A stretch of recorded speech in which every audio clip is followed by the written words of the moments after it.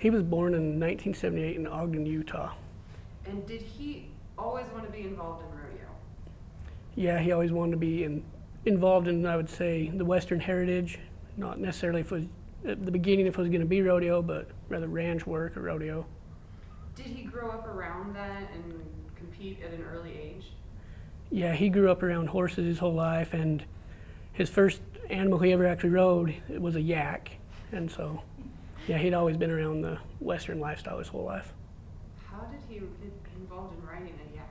Do you know? I don't know that for sure. So did he get involved in junior rodeo, or did he get involved later in life? He did junior rodeo a little bit, just little open rodeos around. They'd go to hometown rodeos. So.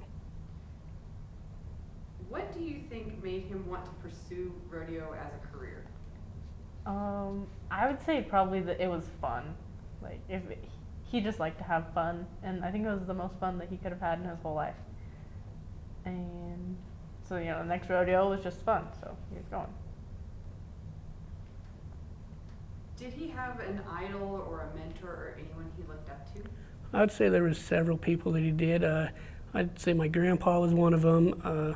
He rodeoed for the College of Southern Idaho. Sean Davis was, I'd say, one of his idols and mentors. And yeah, he looked up to several different people. I know Jim Sharp in his younger years. He liked to try to ride like him, his good form and the way he rode him. So.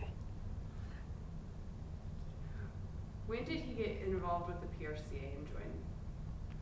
He bought his permit in 1998, and then he actually got his card in 1999. And did he compete in any other events other than bull riding, or did he just do strictly bull riding? Just strictly bull riding. He would team rope for fun on the side sometimes. Did he have any favorite rides or bulls that he liked to draw? Do you know? I know when he rode Unforgiven at the Dodge Finals, he really liked that one. That might have been the first time he was 90. I'm not 100% sure. And I know he liked Border Patrol, and there's several bulls he liked to get on. What was his style like, his riding style? He was a bigger guy, and so he rode a lot with his legs and had very good form, because if he made a little error, he was thrown off. So he stayed pretty still and used his legs. Were there any bulls that he didn't like to draw? I'm sure there were several. No. No. It's more of if he ever told you stories about anything like that that he didn't. Wasn't really looking forward to this one or that kind of thing. No, he looked forward to all of them. But think about a bull having a bad day. yeah, So, if a bull didn't buck or something. But What were some of his favorite rodeos to go to? The next rodeo, all of them.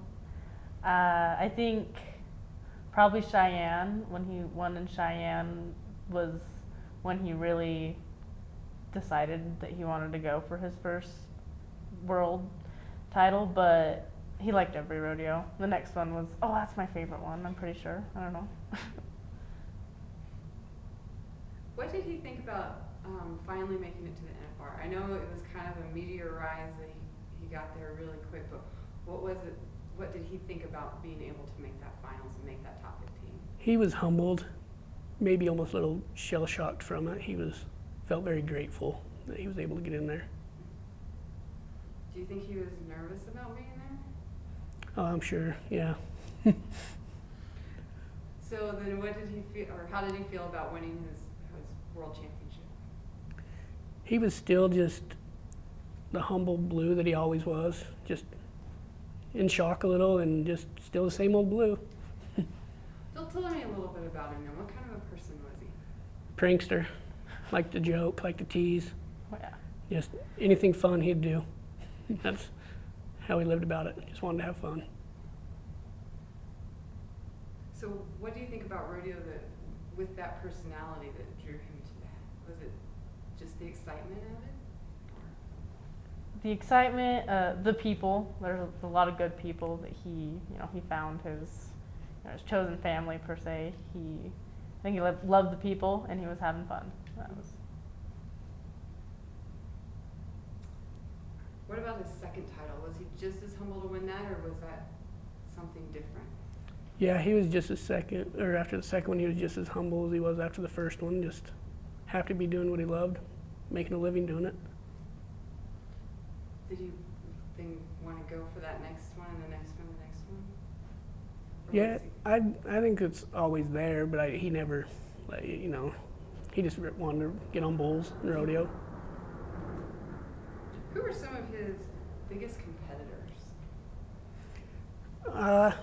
I would mostly say himself, the bulls, the people, he surrounded himself with. They're always friends. He didn't ever look at him as competition. He was against himself and what bull he had. What do you think it was about Blue that made him so successful as a bull rider? I would probably say like his determination. Once he set his sights on something, he was going to get there, and I think that's probably what really like pushed him over that edge of winning those titles. But determination, the hard work was there. He had that in him. What do you think was his most valued contribution to the sport of rodeo? I'd say just helping anybody and everybody. He was a friend to all, and he was always willing to help, whether it was younger generation or if it was a competitor, and he just was always willing to help and help people to strive to be better. If he could give a rookie a piece of advice, what do you think he'd say? Go ahead, Riley. I would say don't quit. Like give it your all and don't quit. It's really what you want. What did he do after his world titles and after he kind of left rodeo full time? He had some kids. He was really, my whole life just a normal guy, he worked, we had fun. For my whole life, he was just a normal guy, really. Did he talk about his career to you and everything like that? Yeah, he would get, reminiscent, and he definitely loved it, still loved it after everything about it. He was always. What do you think was his favorite part of being involved in rodeo? Probably the people, and again, the fun. He was having fun, good people. What does his induction here into the Hall of Fame mean to both of you? I think it's great because I know it's something.